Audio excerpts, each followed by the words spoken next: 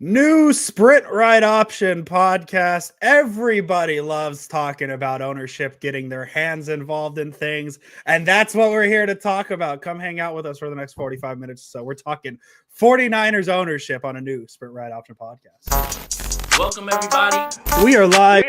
My name is Jason Aponte. I am Andrew Pasquini. We're working. That's it. We're working over here. That's it. Let's go Niners. Let's go Niners. Sprint Ride Option Podcast.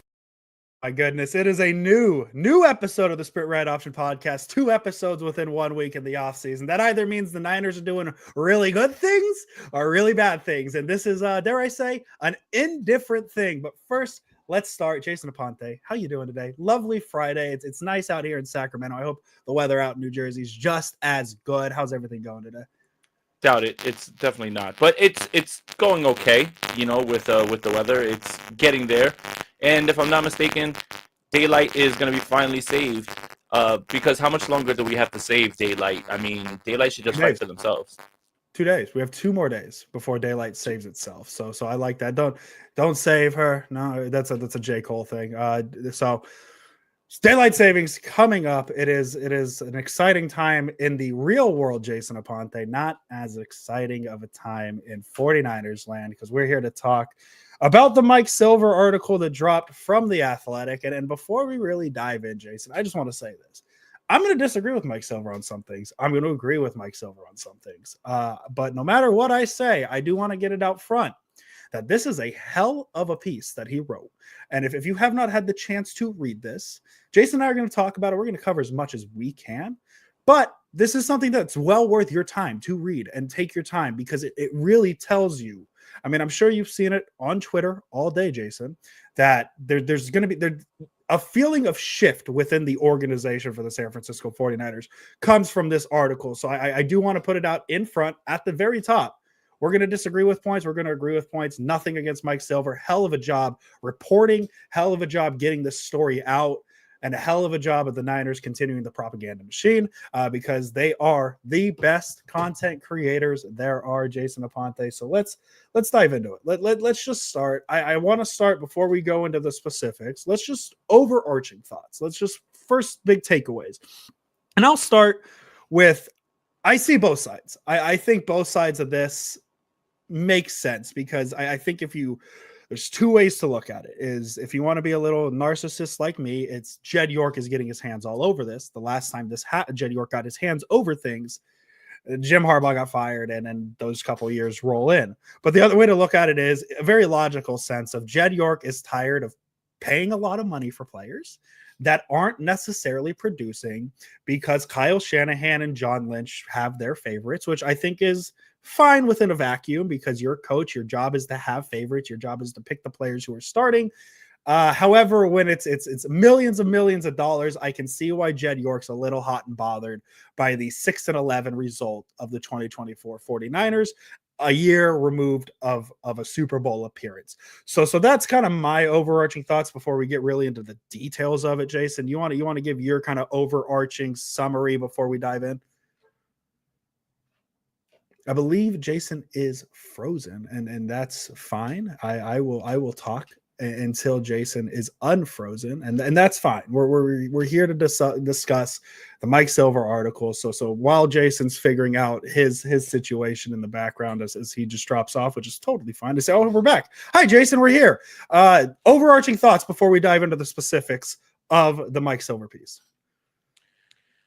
It feels like this is all the things that we were talking about on the last episode in terms of things feeling like there's a shift in philosophy and the way that Jason, I'm just going to cut you off. The mic is very low, very staticky. I don't know what's going on. We had it fixed at the start of the show. There's again, live podcasting, very rough when the equipment does not want to listen to us.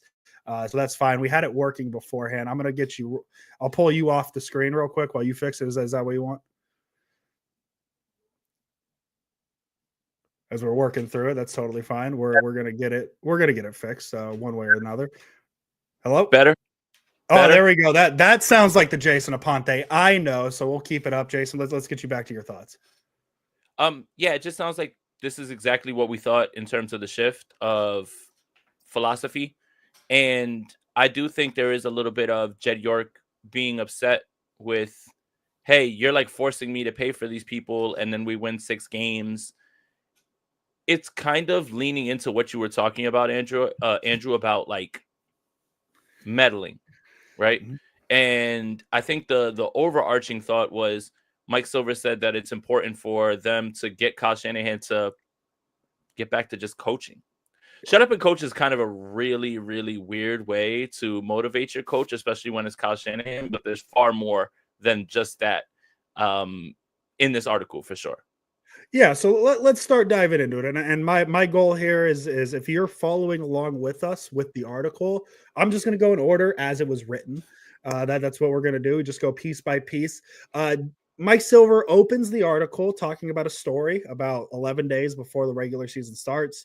While maybe John Lynch is finalizing a deal to the Pittsburgh Steelers involving Brandon Aiyuk, gets a call from Brandon Aiyuk saying, "Hey, I want to resign. I want to come back. That deal you offered, let's do it."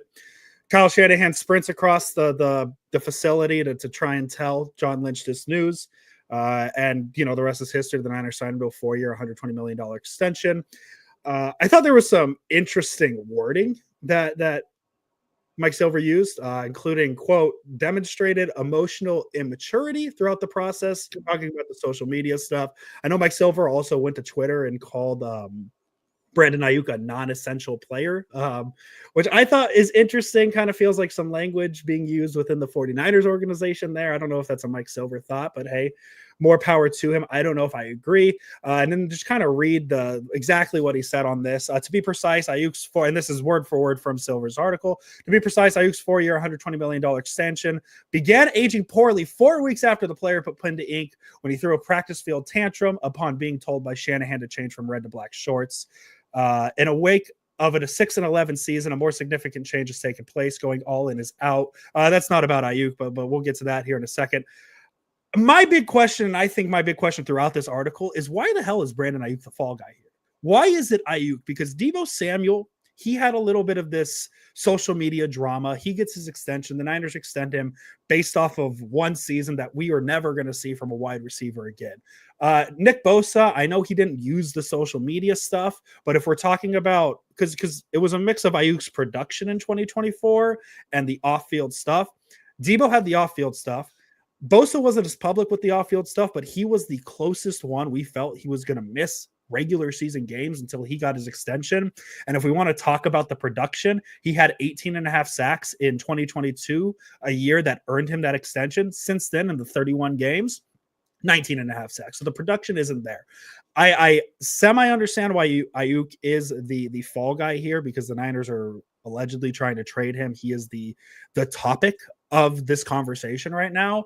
But if we're really talking about like just the extensions and how frequently we have to talk about getting to August with these extensions not being signed, Ayuk's not the only one who's gone through it, but it seems like he is the only one getting put through the ringer. And as I said, the language that Silver used was particularly pointed towards Brandon Aiyuk. So I right away, my big confusion is, why is Aiyuk the only one being talked about here when there's been other players who have done different methods to get their big extensions? Well, I think it's a lot of what we said on Wednesday. Buyer's remorse. We don't need to pay you $30 million if you're not going to be a focal point of the offense. These things. And now it's coming out. And the 49ers are ready to cut their losses and move on from Aiyuk. And Kyle stopped it. And it's really weird when it comes to the way that this is coming out and the way that we're putting pieces together, right? In terms of, this is someone that we value, that we drafted. All right, I don't know what's going on, Andrew. Just get ahead. You sound fine to me. I don't know it sounds like it's coming off weird for everybody. So we'll try and get that fixed. But yeah, we'll just keep talking. So we'll try and get Jason back here in a minute. But we'll keep moving through. Jason was making good points about Aiyuk. It's nothing we could do about a microphone, but ideally we're going to get it fixed. But yeah, it just I felt the pointed language towards Brandon Aiyuk was weird. I didn't understand it. I don't get why Aiyuk is. I get it because he is the current player we're talking about. He is the guy we're sitting here talking about being a guy who might be traded within the next week, 2 weeks before the league season starts.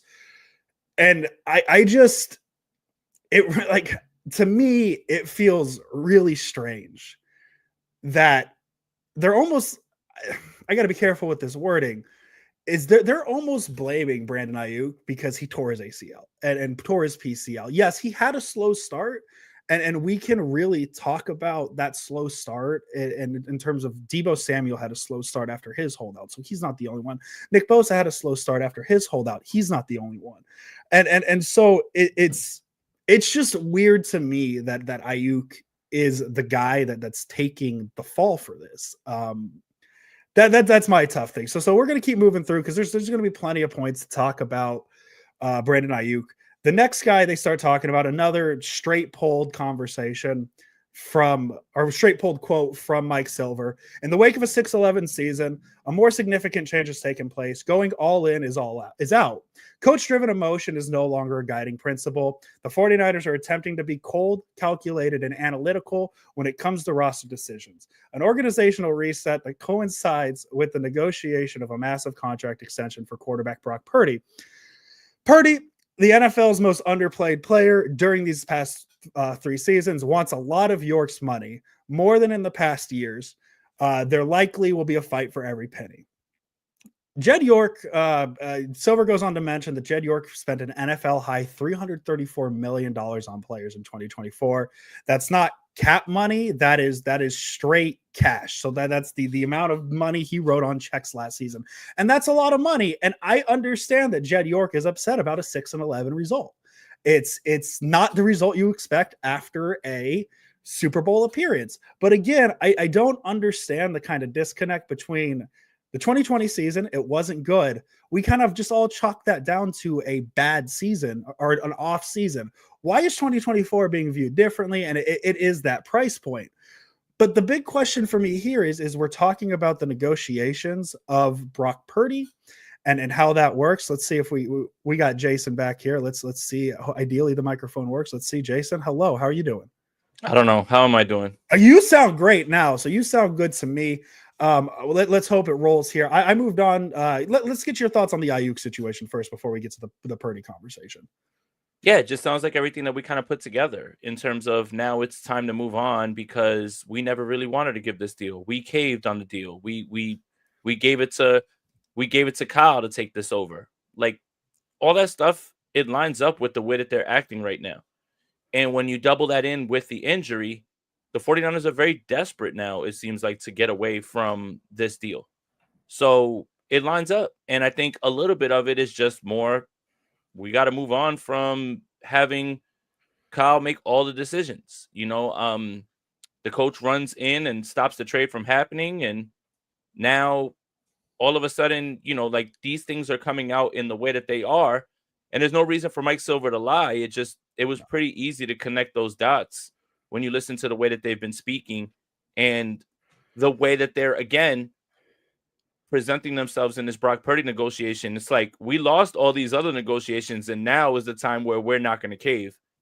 It just felt like that was right there on par for the course. So the article only confirmed what we believed. And if you want to go back and listen to a Wednesday show, that's exactly what we were saying. And we felt the same exact way. So it is a little strange about the events, because if you were looking to trade him, you could have gotten a far better haul before, and now you're desperate to get out of a deal that you did to appease the coach, and then you have a 6-win season, and Jed York's getting involved. Jed York and Parag Marathe, who I'm not the biggest fan of, and you guys, whoever has listened to this podcast knows, you guys are upset with players and not signing. I've been upset with him, and he's the main one. Yeah, and we'll get to Parag here in a minute because Silver does talk about him a little bit here, because part of Parag Marathe cooking should be future proofing these contracts, and here we are in this situation. But Jason, moved on to Brock Purdy. You already mentioned it because the Niners are already what feels to be an already sloppy negotiation with Brock Purdy. It feels like we're already starting the process that we saw with Aiyuk. We already saw with Deebo, with Bosa. So my question is, and this might be my hottest take of the entire show. If Jed York is really going to step in and say, we're not doing this shit no more. We're gonna make sure we're doing these contracts smart. We're not gonna emotionally react to things. If that's truly the case, and I understand that the Niners have him under contract for another year, that's a slippery slope to me, because if he doesn't want to play, like, he could hold out. I don't see how I'm going to use a Jason Aponte word, behooves him to hold out. But he has every right to. My thought is, if Jed York's going to step in here, why don't the Niners just set it up where they do the Kirk Cousins things? They go get him as a backup. And if Purdy doesn't sign that extension by day one of the draft, why not just trade him? Why not? If we're really punting this to it already feels like 2025 is a skip year almost. It's almost like they're conceding that 2025 isn't going to work. It's going to be a rebuild. It's going to be an attempted quick rebuild to try and get the team back to 2026.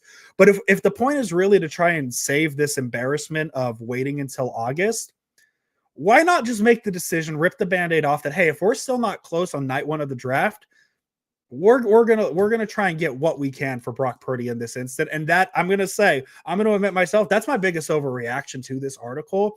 It's just, why is it only Aiyuk? Why not just prevent the entire thing with Purdy and just kill it as soon as you feel comfortable with, if you don't feel like the two sides are going to get together?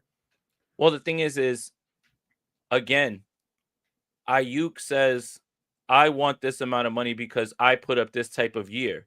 And the 49ers say, why should we pay you $30 million a year when we're not going to feed you 150, 160, 170 targets and be the focal point of the offense? And that was the crux of it. Mm-hmm. It wasn't that they don't think that Brandon Aiyuk is a fine receiver. It wasn't that they don't think that Brandon Aiyuk is a top 10 receiver. It's that they understand what this offense was going to look like. And how could you see yourself clear of giving him that amount of money when he's going to be, for all intents and purposes, an ancillary weapon and not the focal point? And that is the frustration that was built in the negotiation process. I want to get paid this amount of money. Look what I just did. This guy just got this amount of money. And the 49ers were like, we're not going to throw you the football that many times to warrant a $30 million receiver. And that's the issue. And then you throw in the buyer's remorse. You throw in the way that they didn't like the way that he acted. You throw in the way that they didn't like the way that he acted after. Then you throw in the injury, and here we are. And this is something that, again, you don't need to be inside the building to surmise. You can absolutely just put the pieces together in the way the language is coming out, in the way that John Lynch is speaking. All of these things point to them being very disappointed that they shelled out that money because Kyle Shanahan asked for it and demanded it and stopped them from trading him. And then the result was a 6-win season in which Aiyuk came in, didn't hit the ground running, was naturally out of shape. And now on top of that is the injury. It is the ultimate lesson in buyer's remorse right now. I agree with what you said. I do. I agree that, it's going to be hard to give Aiyuk $30 million a year with his role in the offense. But my counter to that, and I know you can't do this within the Aiyuk negotiation, but Jason, when we were going through the entire Debo holdout, where we were talking about maybe trading him, what we said, I mean, you could go back to the episodes, they're on youtube.com. We said, you're going to have to make a decision this offseason. Is Debo Samuel more valuable to this team, or is Brandon Aiyuk more valuable to this team? Because you're not going to be able to extend them both. They proved that they could extend them both. But I said back in 2022, when we're doing the Debo thing, it's like, if you have to pick between the two, I understand Debo Samuel had the 2021 season he had. Brandon Aiyuk's the number one receiver. Like he has the number one receiver skill set that you look for in really good receivers, that if you have to pick between both, I'd rather just move off of Debo now and extend Aiyuk, because he is a really good receiver. The Niners made that bet of being like, well, we can't pay you $30 million for your production because we made the ill decision to extend Debo Samuel last offseason when we could have potentially got a top 10 pick for him. Now, The Niners proved us wrong by extending both of them. They were able to extend both of them. However, extending both of them has now led to an offseason where you're probably going to have neither of them when you're out of it. And now it's we talked about 3 years ago, Jason. It's either one or the other. You're not going to be able to have both. And this maybe comes into this is why Jed York is stepping in, and Kyle Shanahan shouldn't be making these emotional decisions, because you went from having both to potentially having neither. And that is such a significant loss, because I think you could have gone back 3 years and just moved on from Debo. And I think this offense would have been just fine, especially if you consider that the 49ers got Christian McCaffrey not 6 months later. And the other thing is, and when you read the article, this was the most, one of the bigger parts, emotional decisions tied to players that he's friends with. And there's a lot of jokes about the Cabo clique. Right. And we feel like that's why Kyle Juszczyk's still on this roster. That's why Trent Taylor finds his way back somehow. Yeah. That's why there's certain guys that you don't understand how they're sticking around. And for anybody that's been on the side of Kyle plays favorites, after you read this article, how could you not double down on that notion? And that's the part that, again, it's Jed York and Parag Marathe saying, shut up and coach. No more emotional ties to any of these players. We'll put the roster together and we'll pay them what we feel is good enough and how much we want to be. And the word was ruthless used, as you guys can see on the thumbnail, the ruthless recalibration. I love alliteration, but it's all of those things. And it just feels like they're telling Kyle, like, hey, man, we're going to take this personnel decision making from you, because we got close to a Super Bowl. We went all the way back in and paid everybody because you asked me to, because we were going to do it again and get there and finally finish the job. And then we end up with 6 wins. I think what's lost in that is injuries and personal tragedies. And, Ricky Pearsall was shot. Charvarius Ward and Trent Williams lost kids, and they were both injured, and the amount of injuries. I don't know how you decipher from that season that because the 49ers paid all that money to all those people, that's why everyone got injured. I wouldn't come to that conclusion, but it certainly feels like Jed is tired of getting close and kind of being asked to step out of his lane. And if you want to listen back on Wednesday, Andrew hit the nail on the head. What happened the last time Jed York decided to get involved? And what happened when he decided to take a more hands-on approach? I'm not saying that that's what's going to happen, but this is how it starts. It starts with media. It starts with a story, and it starts with Jed York literally now drawing a line in the sand with the quarterback, because he was tired of getting his ass kicked in the other negotiations with Bosa, with Kittle, with Warner, and with Aiyuk. And a great time for you to mention the comparison I made on Wednesday to the 2014 situation, because to me, it kind of feels like a throwaway sentence kind of throughout all this slop slop's not the right word because it's better than slop. The meat and potatoes, Jason. I know you love the term meat and potatoes when I use it. But Silver touches on, all the extensions they did with Bosa, McCaffrey, Trent being hurt or underwhelming. And then this is the one paragraph that stuck out the most to me. In reality, it's not that dramatic. Loading up for another Super Bowl run made sense after last season, as brutal of a miscalculation as it turned out to be. And York remains highly supportive of Shanahan and Lynch, as he has been since hiring them in 2017. And I can't help to go back to 2014, because the Niners go 8-8, and then they move on from Jim Harbaugh. And that terminology, and York remains highly supportive of Shanahan and Lynch. And that might sound like, yes, that's great. That means they're not on the hot seat. Well, boy, oh boy, I can tell you something really quick. He's highly supportive of the two of them until he's not. And we saw how fast that can crash and burn, because the Niners, not 10 years ago, came off of 3 consecutive NFC Championship game appearances in a Super Bowl. Does that sound familiar? A little bit. The Niners have an 8-8 season, and everything blows up. It started with the kind of rumors that York was unsettled with Jim Harbaugh and Trent Baalke. and it snowballs into what happened. And for those of you who again, I made the reference on Wednesday that for those of you who are too young to understand that situation, let me just tell you this. This is essentially the 2024 equivalent to that. And that is, yeah, York was highly supportive of Harbaugh, like he is of Shanahan and Lynch until he wasn't. He moves on from Harbaugh to go to Jim Tomsula and Chip Kelly. That's like him saying he's supportive of Shanahan and Lynch right now. And then after next season, he says nope. And you get a year of Matt Nagy and you get a year of Matt Eberflus. And that's like, I don't want to say that's the path we're working towards because again, I can't say it's March 5th anymore, Jason, because it's not. It's March 7th, a couple days later. We're here on this point, right? And we can go one of two ways. I pray to God we don't get to the Matt Nagy, Matt Eberflus era of 49ers football. We can easily go this other path where this works. But I trust that Jed York is highly supportive of his front office and Kyle Shanahan. But how quick that support will last is my concern because we saw how quick it can burn out with Jim Harbaugh 10 years ago.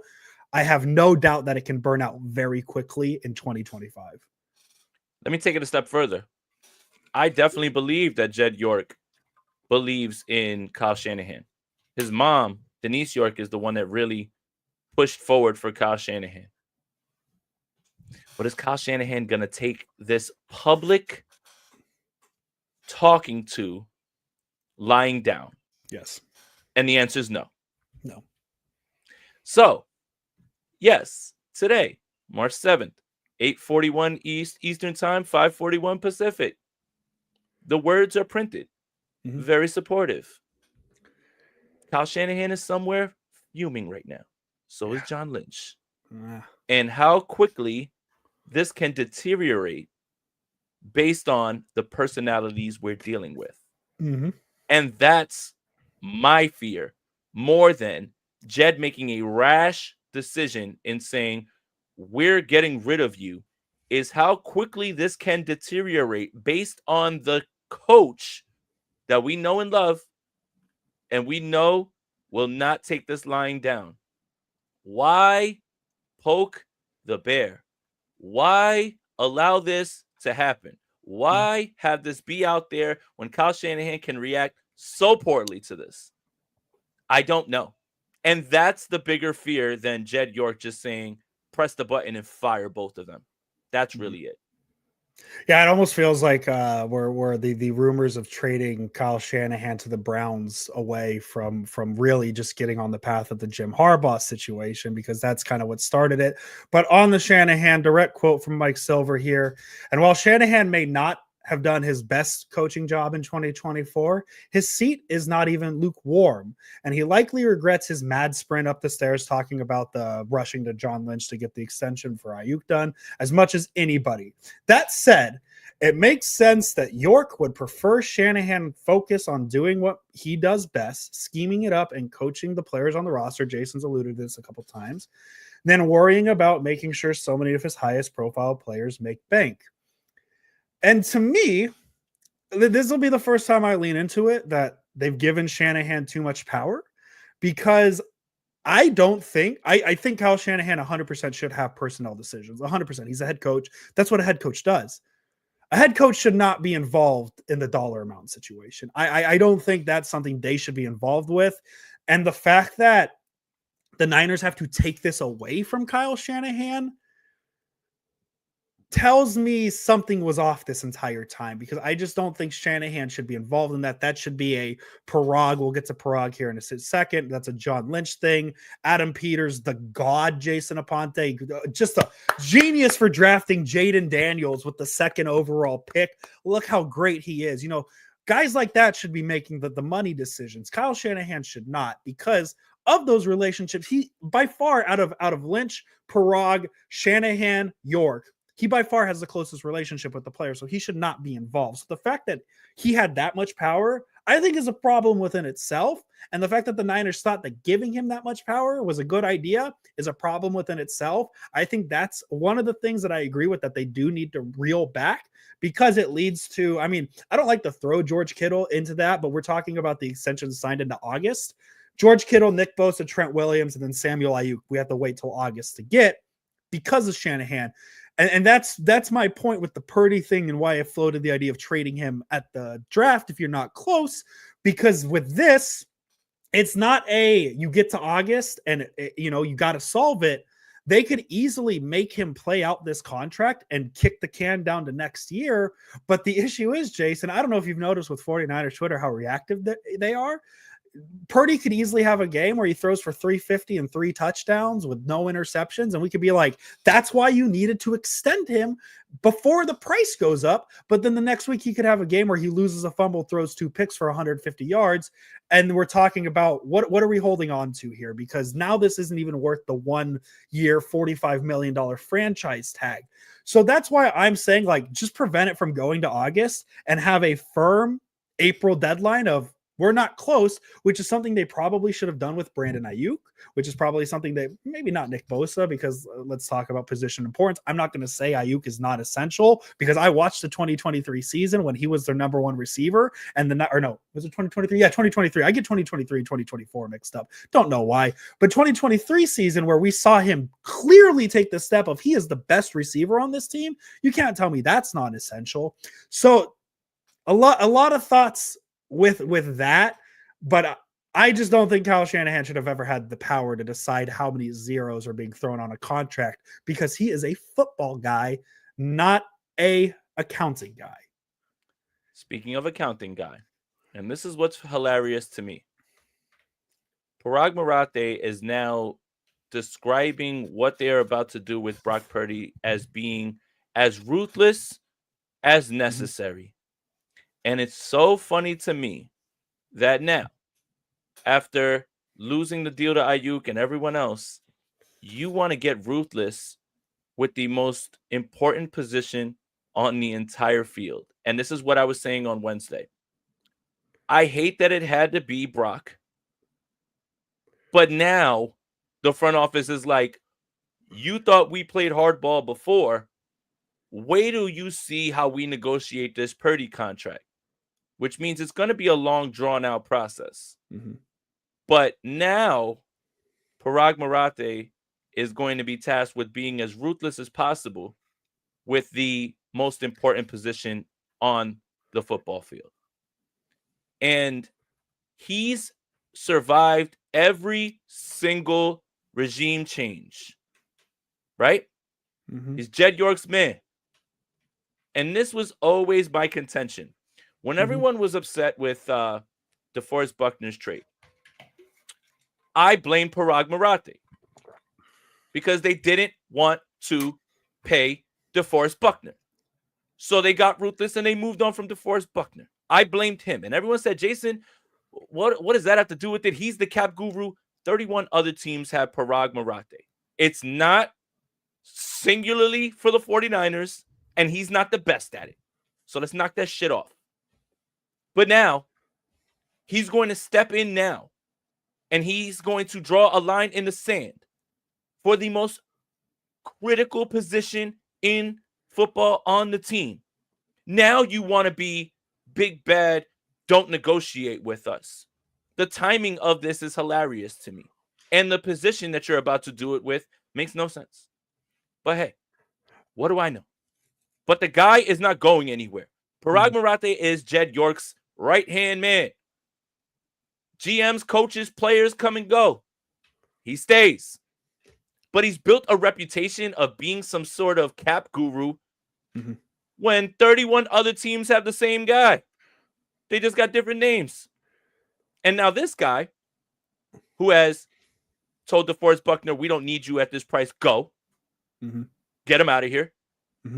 Now that guy is now in a position of being the person who has to levy the big swing, and it happens to be against the quarterback, Brock Purdy. I mean, you guys are just doing a masterful job here. Clap it up for the 49ers organization. Clap it up for them. You guys absolutely are not in any way fucking this up. But hey, what do I know? Well, hey, man, Mike Silver made sure to mention Lynch and Shanahan hope for a quick deal with Purdy, which already feels like that's just out the door. But you mentioned Purdy and how it's the most important position, and this sentence kind of concerned me. And well, not concerned, but a talking point, right? There's a podcast, a lot of talking points. Now that he's finally eligible for an extension, he'll want one. Oh my God, that's a big word, Andrew. Commensurate. That I should know the English language. I apologize, guy. With his commiserate. There we go. I just done. With his accomplishments, Purdy finished fourth in the MVP voting in 2023 and lost the Super Bowl to Patrick Mahomes in overtime. His numbers dipped last season with McCaffrey, Williams, and other key players were sidelined for significant stretches, and that is my stopping point of why I'm all in on a Purdy extension. Because my thing is if you're a $60 million quarterback, because I think, remember when it was really fun, Jason, to pretend that, yeah, man, we're going to do the Baker Mayfield deal with this quarterback that we're going to have be our future. I think that's out the window. It's a $60 million. My thing is, if you're going to give a quarterback $60 million, I understand that Christian McCaffrey is really good and Trent Williams is really good and Brandon Aiyuk's really good. But if you're a $60 million quarterback, Jason, probably shouldn't need those weapons to be that good. And I'll use the name that's mentioned there. Do you think Patrick Mahomes would complain if he had the situation that the 49ers had in 2024? Because he essentially did that. He didn't have a ton of receivers last season. He has an aging Travis Kelce. He has an offensive line that's very up and down. What's really that's how's that situation any worse than what the Niners had in 2024? Trent Williams hurt, Brandon Aiyuk hurt, Christian McCaffrey hurt. And yet Patrick Mahomes went to his third consecutive Super Bowl. I mean, you go back to the Super Bowl that they lost to the Buccaneers. I know they got their ass beat in that Super Bowl, but he didn't have an offensive line. The Buccaneers exposed it, but they still got to a Super Bowl. And that's my stopping point of, is Brock Purdy a guy that if you pay him all this money and the sky falls with everybody around him hurt, do you feel like the Niners are going to be very good? I don't think so. I don't think you could do that with Purdy, and that's why I'm hesitant. I know it's not my money. It's Jed York's money. This article made it very clear that this is Jed York's money and not Andrew Pasquini's money. But it makes sense that Jed York wants this to be, what was the word, as ruthless of a negotiation as they deem. That's why, because he showed to you guys last year that he is not a $60 million player. And Terror Dome makes a good point here. There's only one Patrick Mahomes. It's like saying Jordan did it. Lamar Jackson has been pretty consistent with lack of weapons. I know we like to make fun of him for not being able to win playoff games. Josh Allen, I mean, he had to deal with the Stephon Diggs situation and they move him.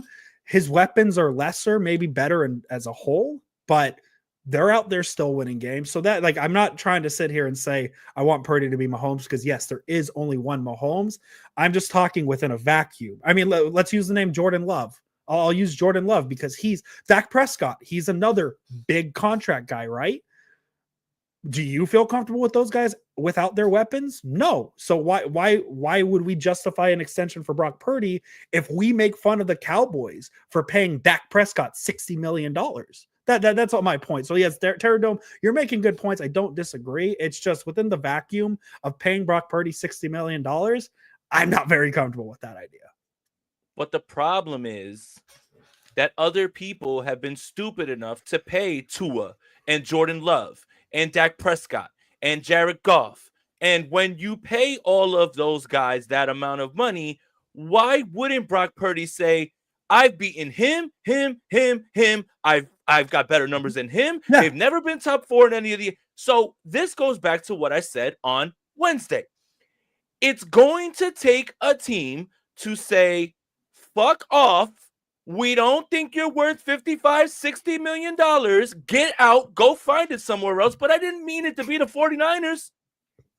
And the quarterback market has only gotten here because owners are chicken shit of the unknown at the position. And that fear of the unknown has forced you to pay all of these guys. And why wouldn't Brock Purdy look at all those other guys and say, I've beaten every single one of these guys. I've been this far in MVP voting. I've done this, I've done this, I've done this. They've never even sniffed those things. Why wouldn't he ask for that? And the problem is I don't blame Brock Purdy. I don't blame the 49ers. I blame every single owner that went out there and they paid stupid money to Dak Prescott, Tua Tagovailoa, Jordan Love, Jared Goff, all of those guys. That's the problem. We talk about inflation in this country. The quarterback market is inflated.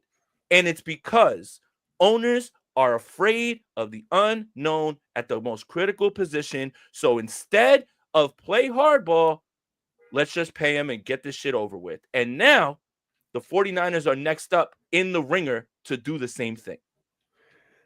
Yeah, and I see people mentioning. I want to be clear. Brock Purdy has every right to ask for every dollar he wants because he sees what's happening around him. Quarterbacks lesser than him are making more than him.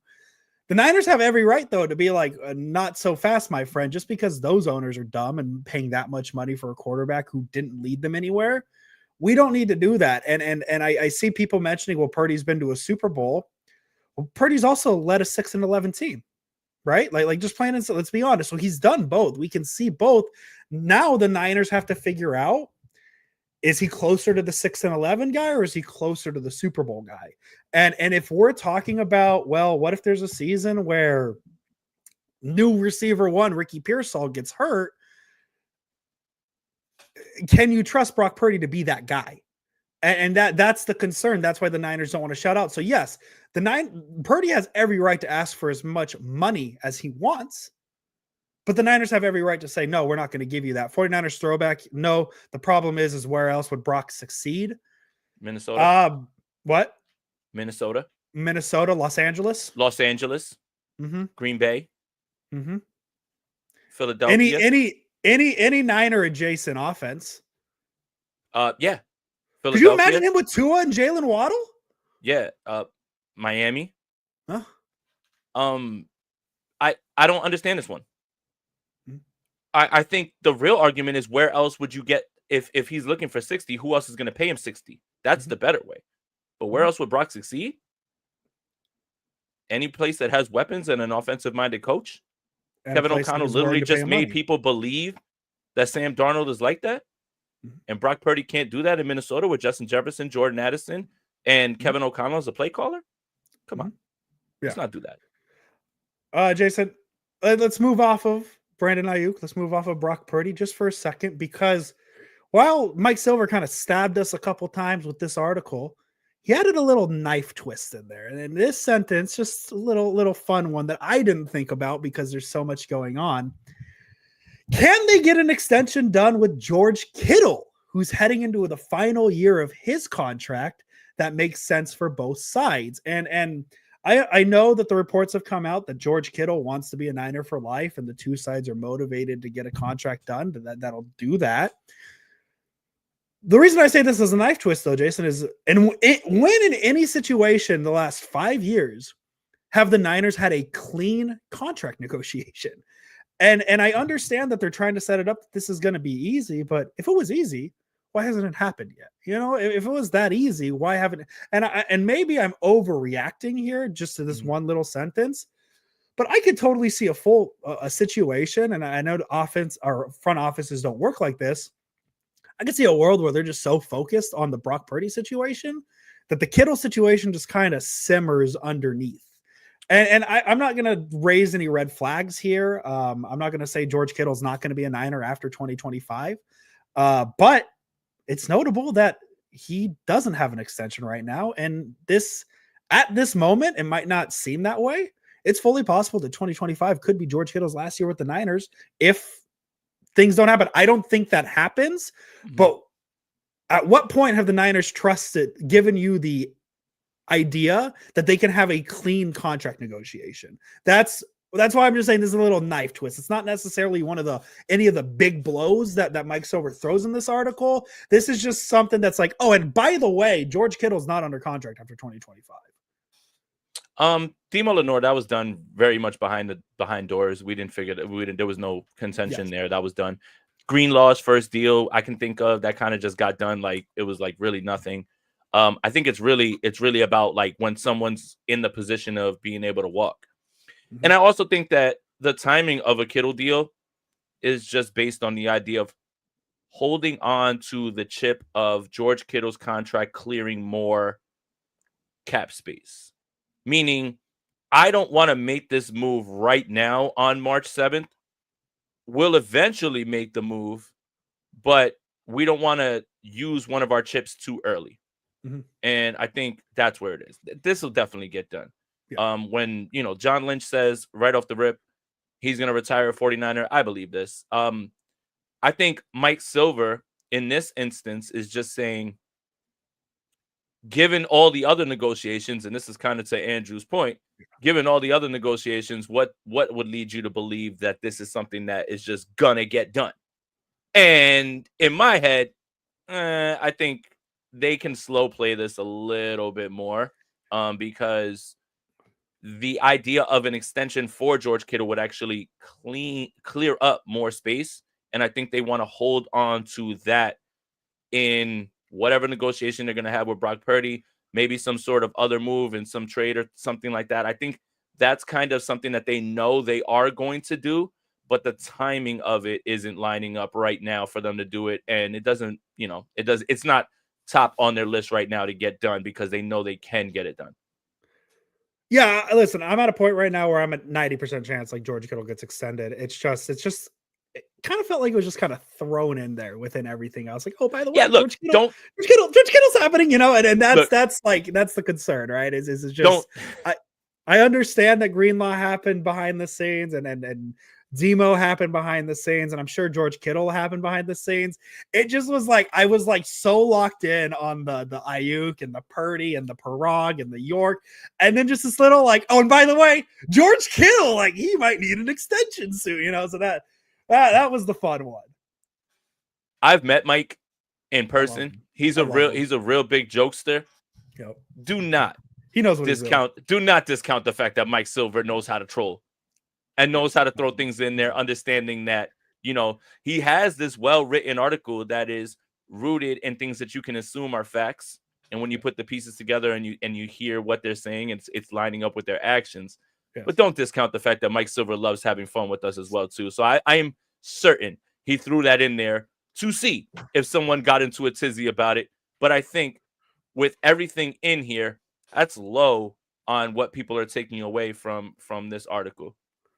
Yeah, very, very low. Again, as I said, like it was speaking of low, it was very far down at the article. We're already near the end of the article. Just kind of thrown in there. It was just kind of random. Jason, speaking of throwing things in there, just really quick before we get to the end of this article, chat's very active today. We love seeing the chat. I love the conversation. Yeah. If you're new here, great time to subscribe to Jason Aponte's YouTube channel. We love Jason Aponte. A lot of great content. He is hot in the streets. We're getting back. Sprint Right Option Podcast had 2 episodes this week. This is the second one. We'll be back next week with the New Year's. I love New Year's. But Jason, State of the Franchise with Brad Graham, show with Brian Peacock, show with Steph Sanchez. A lot of people on this channel. So if you're here for Sprint Right Option Podcast exclusively, hey, we love you guys. We love you, but there's so much more content on Jason Aponte's YouTube channel. Go check it out. Just wanted to make sure I threw it in there like Mike Silver threw in the George Kittle thing. Yeah. Jason, let's wow, my doorbell rang. I wonder if that's a package. That's okay. Let's get into Parag Marathe. He's heard. Yeah, he heard we're about ready to cook his ass.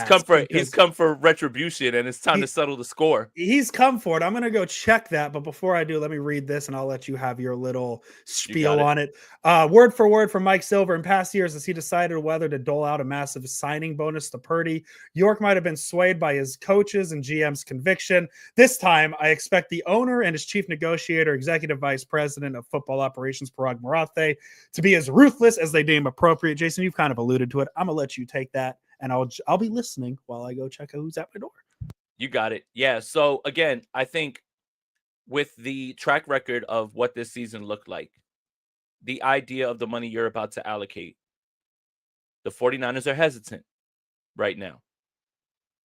I think there's valuable context that is lost, at least in their thought process. Juwan Jennings is a great wide receiver. He's not a separator. The reason that he leads in contested catches is because all of his catches are contested. The football doesn't go to George Kittle as much as we'd like. Perhaps the only thing that I could say is if Debo and Aiyuk are, and obviously Aiyuk's not going to be here week 1, is maybe we start spamming throwing the football to the best tight end in football. Maybe that helps. But I think when they look at this team, they look at the season that he just put up without McCaffrey, Aiyuk, peak Debo, and they say, man, if we're moving towards a discussion where these guys might not be here, is this what this is going to look like moving forward?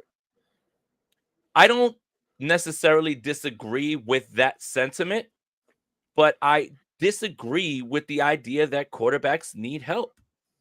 And when you don't have separators at the position, Aiyuk leaves. And again, like I said, Jennings had his finest season, but he schemed open and he can't win with route running. And all of his catches are contested because he doesn't separate. Ricky Pearsall came on at the end of the year. You drafted Jacob Cowing. Jacob Cowing can't see the field for one reason or the other. And then you don't throw the football as much as you should to George Kittle. And then obviously the red zone struggles. No Christian McCaffrey. You know, Jordan Mason was fine between the 20s, but when it got down to money time, it was tough sledding. All of these things need to be taken into account. But I think the way that they're looking at it is, we have a plan where something like this with your weapons is going to be similar moving forward. We may have, starting next season, Ricky Pearsall and Juwan Jennings and have to fill in the gaps with free agency and the draft.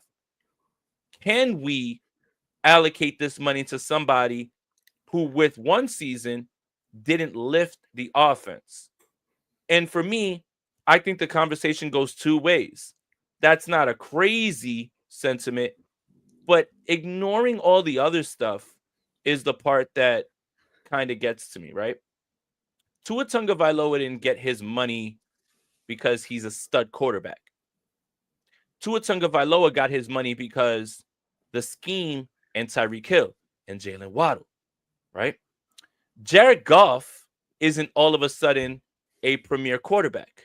Ben Johnson, Amon-Ra St. Brown, Gibbs, Montgomery, Laporta, right? All of these things, and it's funny because people cried for Patrick Mahomes. He doesn't have anybody. Well, I thought we didn't need help. Every single quarterback needs help, and I'll die on this hill, and I'm going to repeat something that I've said many times. Peyton Manning doesn't get into the Hall of Fame without Reggie Wayne, Marvin Harrison, Dallas Clark, Marshall Faulk, Edgerrin James, Demaryius Thomas, Julius Thomas. Tom Brady had his best seasons when he got away from being a game manager, when he got Randy Moss. Everybody needs something. Everybody needs something. Every single quarterback needs something. And the idea that when you're going to strip this away from Brock, it's literally putting you in a spot where you're hesitant to give him that money, but everybody needs somebody. And it's strange that this is the way that they're looking at it, because it's leaving out the valuable context of he needed a little bit more help sometimes. We were dead last in separation. That's a far cry from where this offense was before. So they're looking at it like $60 million, and there's no indication that that's what Brock wants. Let's just make sure we say that as well, too. Mm-hmm. I think we're just going off the market. Even Dak Prescott. Dak Prescott just threw the ball to CeeDee Lamb 100 times, and he had nobody else. And now the Cowboys need a wide receiver because they need him to help, but he's a $60 million quarterback. He's crying about his contract. So it's a give and take. It's hard right now because the 49ers know what this is going to look like moving forward, and then they have the snapshot of what happened last year when it's going to look similar to that, and they're getting a little bit of cold feet. No two ways around it. My issue with the Parag Marathe involvement at this point is I've heard the term "let Parag cook" so many damn times the last 4 or 5 years, right? And making the salary cap work for this season and whatever. If Parag was cooking so hard, why are we in this situation? And I don't, maybe it is they put too much trust in Kyle Shanahan, and maybe, but why is now the time for Parag to be as ruthless as they deem appropriate if they were dead set on trading Brandon Aiyuk last year to Pittsburgh?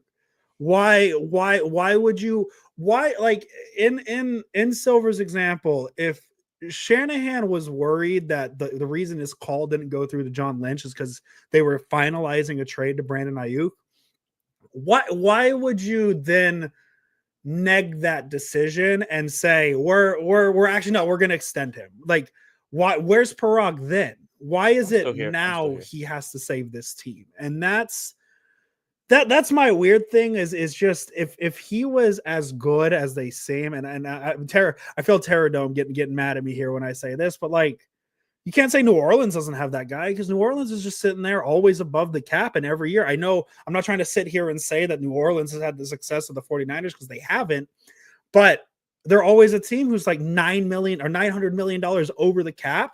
And then they get back to a point where up until last year, the Saints were a pretty competitive franchise. So that's my thing. It's just, I don't understand the importance of Parag Marathe now, when he's been here the whole time, and part of the contract situation is because of him and them kicking these contracts down the road. So I just, that's my fear with letting Parag get in here, because now if we're saying he's going to be allowed to be as ruthless as they deem appropriate, again, Brock Purdy has no reason not to take less than what he wants. And if you're going to have Parag be like, no, we're stubborn on this 45 number or this 50 number, Purdy's asking for 55, be as ruthless as you need, you're just setting up for a long, drawn-out negotiation, which seems to be the exact opposite of what Jed York wants in this. So that's my thing. Listen, I'm not here to question Parag Marathe, I guess a little bit. He's doing a hell of a job out there with Leeds United, man. They're going to go up to the Premier League this year, and good on him for that. But it's just, it feels like he's getting off a little scotch-free here when he probably shouldn't be, because he is part of the solution, or he is part of this situation. So what's funny to me is, and if I'm tripping, please call me out on this. Yes. The way that they were negotiating with Brandon Aiyuk was, we don't view you as a 1. We view you as a 2, because we're going to be throwing the football to you like a number 2 receiver would, with that many targets. And it seems that is the argument that they threw at him. And then now the 49ers are turning you're a conduit of the offense and you're a product of the offense and not lifting the offense. And they're throwing that at him now. It's almost as if the 49ers have turned into all the people who discredit Brock Purdy and his contributions to the offense by saying, well, it's the Avengers, it's Kyle Shanahan, and now they're holding up the mirror and using that argument. You would almost bet that the negotiation is being done by the person on Twitter who goes out of his way to continuously tell us it's the Avengers, it's Kyle, it's not you. The star of the offense is Kyle Shanahan. And we can get someone in here to operate the offense to the same way, contrary to the track record, in which you haven't, because the offense has never been more efficient under Brock Purdy. But they are using the argument of, you operate this offense, you're not lifting this offense. And I find that hilarious, because all they've ever done in public is push back on that. So you push back on that in public, you get a little upset when people ask questions like that, and you say, no, why would you say that about Brock? We don't look like that, And then you go into negotiations, and that's the exact argument you're throwing at Brock Purdy for why you don't want to pay him. If I'm tripping, tell me I'm tripping. No, but I feel like that's exactly what they're doing again. Mm-hmm. But except this time, they're not going to budge for whatever reason.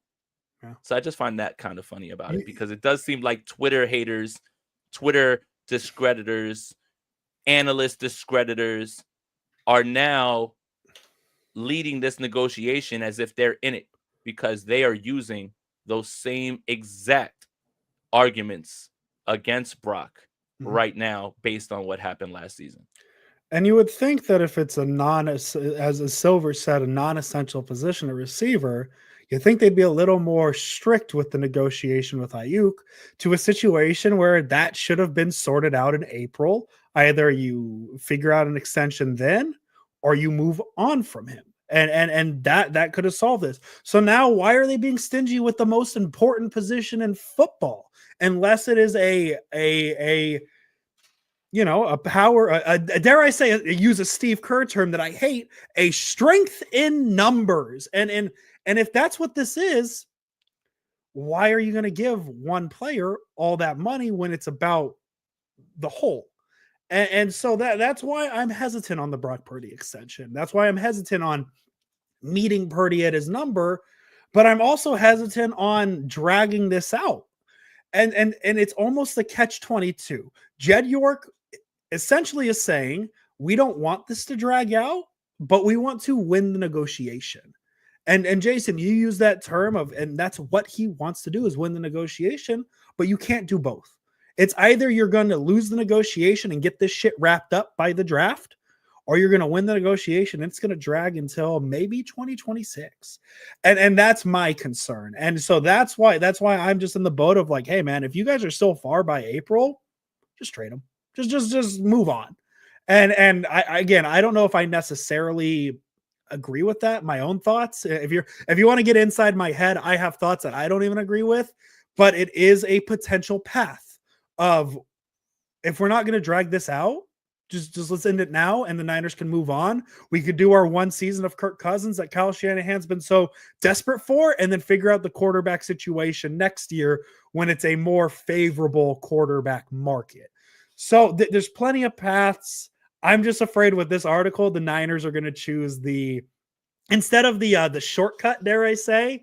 And I know sometimes the shortcuts can lead you to Donner Lake, but he almost wants to take a shortcut and have everything be fine, where that's just not going to happen here. That's not going to happen here, because this is a position that in the 5-year, Jason, we started this podcast in 2020 and Jimmy Garoppolo had just recently signed the highest valued quarterback contract in football history at what, 40 million a year, 35, whatever it was. And we're 5 years later and that number's already at 60. And I know that's not the number Purdy might be asking for, but that's the number that's been established. So that's just kind of my long list of concerns with the Purdy situation. Jed York's trying to have it both ways. And in the NFL, you tried to see what happened when they had it both ways with Deebo Samuel and Brandon Aiyuk, and now we're here. So that's kind of my issue. Yeah, and again, it's just strange to see the 49ers use the argument that they push back on in public about Brock in this negotiation now to get to whatever number it is. And obviously every team wants to sign their player at the number that they want. This isn't just a 49ers thing, right? In certain instances, I believe that there should have been a little bit more hardball. Miami is the one that keeps jumping out to me with Tua Tagovailoa based on his injury history and how much, watching them, the offense was very much Mike McDaniel and Tyreek Hill, and, Tua operates that offense very well. Mm-hmm. The fear of the unknown has pushed this number so far up. Again, I'm going to say it, and no owner has pushed back on it. But it's just strange to see them kind of double back and change the way that they're talking in public, in private to him. And it's got to be frustrating because you've said all these things. You said all these things glowingly about me. We've been to 2 NFC championships and a Super Bowl. And now behind closed doors, this is how you really feel about me. And negotiations are nasty. And negotiations are going to get contentious. Mm-hmm. And they always are going to be like that with the 49ers, because the 49ers are going to say the things that they wouldn't say out loud to your face behind closed doors. And again, I just I find it funny that with the most important position on the field now, you have to take this hardline stance. Now you have to be absolutely ruthless. So this is going to get interesting. But again, look, having said all that, it is March 7th. Yes. There's a lot more to this that's going to happen, and it's going to come out. A lot of people are carrying water for the 49ers and reporting numbers and talking about how much they have to spend and what the new philosophy is. This stuff is going to play out in public a lot more than we would like. Yeah. I mean, but it already started. Yeah, Purdy's not going to run the social media, do anything crazy. So we have that, again, I'll make the same joke. He's not going to post a rap lyric that's cryptic and everyone's what if instead of rap lyrics, it's just a new Toyota commercial? Yeah. Where he's like, you ever feel undervalued? A Toyota felt undervalued until I bought the new Toyota F-150. Look at me driving in my cornfields. Niners, give me $60 million a year. What if that happens? I like it. But I have a hard time looking at this and saying, you guys have said all this stuff in public, and you push back on any time anybody has ever even hinted at this idea that Brock Purdy is just a product of Kyle Shanahan and not the guy lifting the offense. And you push back hard and you fight and you almost tell people they don't know ball. And then when it gets to negotiation time, that's exactly the argument that you're using against him for the reason that you're not going to pay him. So it's a dirty game. It's going to be a dirty negotiation. Yep. And buckle up more than anything. Jason, we're at an hour 5. I'm going to read this the final 3 paragraphs of Mike Silver word for word, and then we'll give our closing thoughts on everything. Get out of here. Chat is lit right now, by the way, guys. Chat is lit. Look, we love the chat. We got 74 people in here right now, only on YouTube. Guys, just take 1 second and please like this video. That helps us so much. It helps us more than you'll ever know. Thank you for the views. Thank you for your thoughts. And thank you for the conversation. And thank you for telling me that my mic was shitty as well, too, even if I got frustrated. It had nothing to do with you guys. We're trying to put together the best show for you. But, yeah, that little stuff can help us so much. We've run full hour with no microphone issues, so we love that streak, Jason Aponte. So let's get out of here. Final thoughts and the kind of last portion of Mike Silver's article. As I said, go read it if you haven't. It's a great article. It is a good article. Go support journalism. And I don't mean to get on my soapbox, Jason Aponte, but in an era of 2025 where lines are blurred with the things we read, go support some journalism. Go read The Athletic. Go read Mike Silver. He mentioned Brock Purdy is a success. It came on the heels of the failure in Trey Lance. Word for word, Silver. Last 3 paragraphs. Bear with me here. Going to be a little longer than the previous quotes. It proved to be an unmitigated disaster that could have set the franchise back years. And when Shanahan sidled up to York after a 2022 training camp practice and explained, quote, I think our third string quarterback's our best quarterback, York's first impulse was not to celebrate his coach's assessment of Purdy. Quote, one thing owners don't love to hear when they've invested money and or draft picks into people is that the last pick of the draft is the guy that we think is best, York recalled in February 2024. Quote, that's generally not great news. Another things owners don't love, shelling out millions of dollars to players who don't produce, especially when those decisions are arguably impacted by impulse and emotion. Let's put it this way. If you are an owner and your head coach feels compelled to sprint upstairs to get you to commit $120 million to a player prone to throwing tantrums over the color of his practice shorts, he really stuck with the practice short thing. You hope that coach is built like Andy Reid or that your general manager's office store has a really strong deadbolt. And I'm just going to wrap with this. This is kind of my final thought. I don't disagree with anything Jed York is implying here. I think Kyle Shanahan has gotten a little emotional with his decisions. However, and Jason just kind of touched on it, the timing of it, this could have been a closed door conversation with John Lynch and Kyle Shanahan. Jed York could have gone into that room with Parag Marathe and said, listen, this isn't working. We need to kind of recalibrate. Parag's going to be more on the money side. You guys, personnel is fine, but if we're talking contract, we're going to let Parag Marathe deal with this. Instead, we get to read it on The Athletic. Somebody told Mike Silver this. Yeah. And now, Jason, this is really the big question here. Does this article maybe tell us that the Niners are teetering of being an incompetent, a dysfunctional franchise? Because this doesn't feel like something that should get out right before a very important offseason, right before a very important draft, right before a very important free agency, and most importantly, right before a very important quarterback negotiation. This has been a horrible day for team Let Parag cook. This has been a horrible day for team the 49ers never leak, because this is a very big, this isn't a leak, buddy. This is a full blown flood, because I should not be reading this. Again, great job by Mike Silver getting all this information and putting it in an article so I can read. Andrew Pasquini, can read this article in Sacramento, California. This article should have never been released, because Mike Silver should have never gotten this information, because competent franchises keep this shit behind closed doors. And the fact the Niners are doing this publicly makes me think that the 49ers might be a little dysfunctional, and I don't like it. And we have a 10 years ago piece of history that tells us Jed York getting involved in this stuff like he is leads to 2 years of pure hell.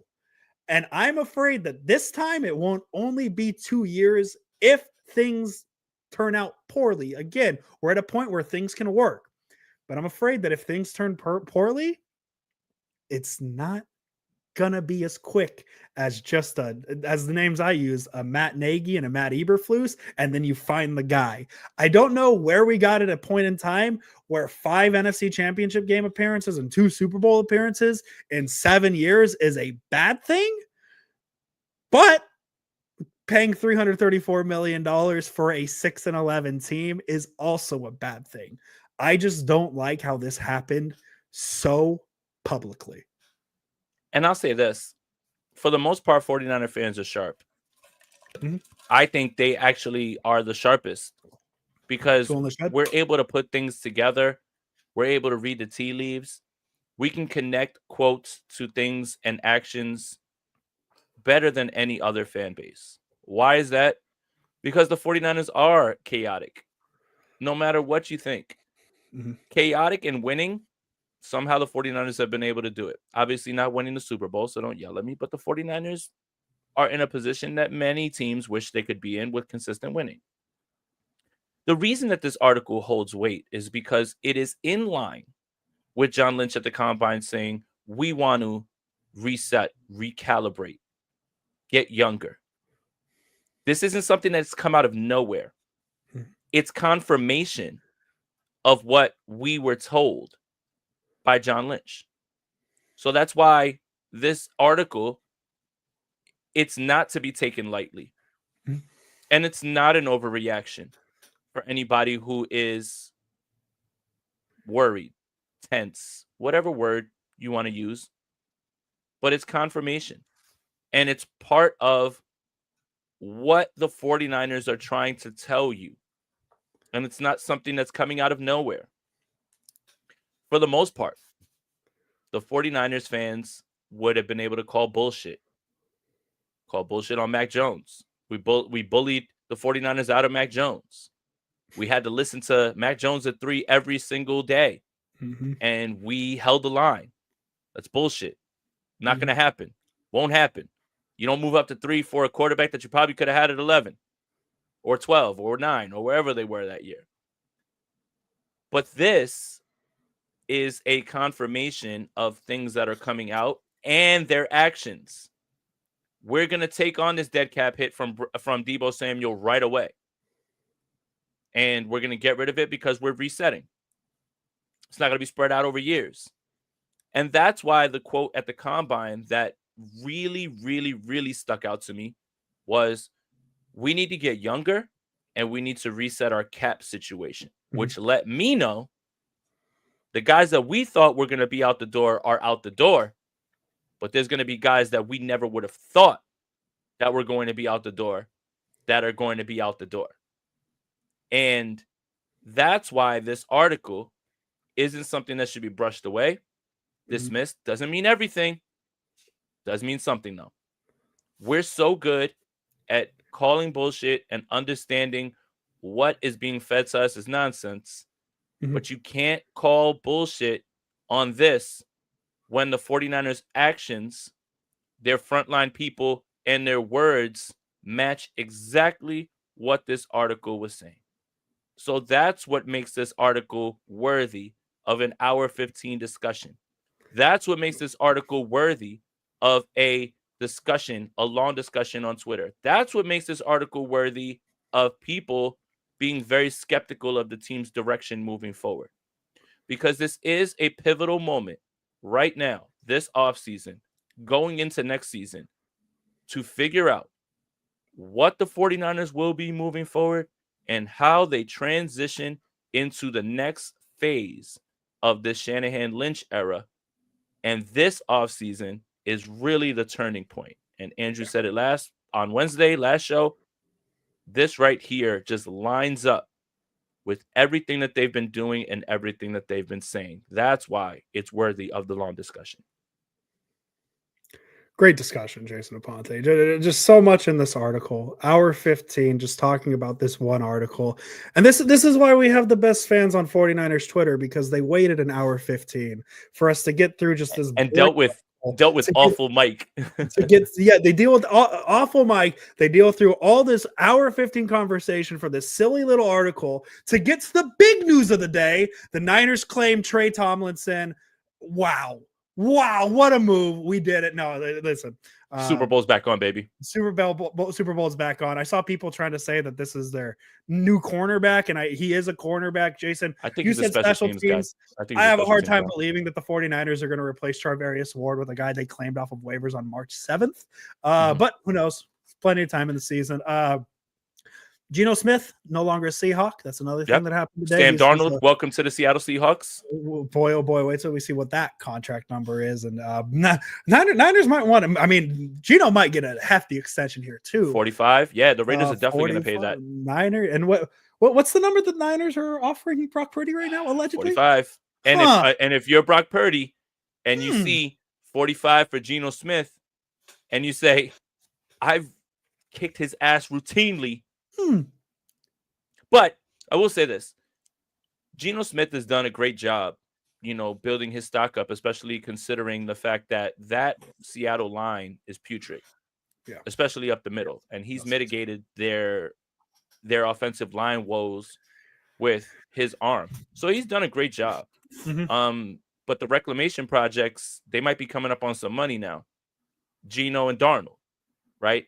Baker took the deal that he took because he thought Liam Cohen was going to be there, and he has all this, support. Let's see where Chris Godwin goes, all those things. But, yeah, that's pretty interesting. And I just kind of want to say one more thing. I think the problem with this podcast early on was I was too focused on how I looked for the camera and not how I sounded. So I blame myself more than anything. I was more worried about getting the haircut and all this stuff, and then I didn't worry about the mic, which is the more important part. Nobody's here to see the face. They're here to hear the voice. I'm here to see the face. So you stop. What you say, it is what it is. I don't listen to anything. I just stare into those eyes and be like, wow. All right, that's it. All right, we got to get out of here. We done? We out of here? Hour 20? Okay. Well, I guess if you don't want me to flirt with you, that's okay. Jason Aponte, hell of a podcast episode, man. It was fun. We'll probably be back. I'm gonna just assume Wednesday, Monday, new league year. Monday, no, we'll league tampering. I get so excited to say new league year that I forget about my other favorite term, which is legal tampering. Legal tampering starts Monday. Monday, it's really about to get spooky, like with all these moves, and that's the other part about the draft process is team needs are what they are right now. Free agency begins on Monday, essentially, and we're gonna find out what the real team needs are about to do and what they're about to be, right? Like that's what we're about to. So Monday, for sure. Monday is going to be a hell of a day, and Monday is going to be a hell of a day to do mock drafts after you start to see where teams have gone in free agency and what they've done, and it kind of takes the team need off the board. So Monday's a big day. Monday's a huge day. Monday's going to be a chaotic day. NinersNation.com if you want some thoughts regarding the off-season Jason Aponte. He's writing things every day. I just had a article released power ranking the positions I think the Niners should take at 11. Let's say linebackers on that list because of Jahad Campbell. But Jahad Campbell, baby. we got plenty of time because, as Jason just said, offensive line is very high on my list as well. But the Niners might sign an offensive lineman or two that make 11 a little weird, So plenty of things can change. Again, March 7th, Jed York feels like he's about to take over the team, but maybe March 8th, Kyle Shanahan comes back and says, I'm the captain now, and you never know. So, Jason, fun episode. I appreciate it, man. Great time, great conversation. As always, Jason Aponte. Let's go Niners. Enjoy your weekend, guys, and thank you so much for tuning in. Make sure you hit that like button on the way out. Jed York, stop meddling, please. Just please stop. I don't want to do it again. I don't want to do it again. Shut up and own. We are live. My name is Jason Aponte. I am Andrew Pasquini. We're working. That's it. We're working over here. That's it. Let's go Niners. Let's go Niners.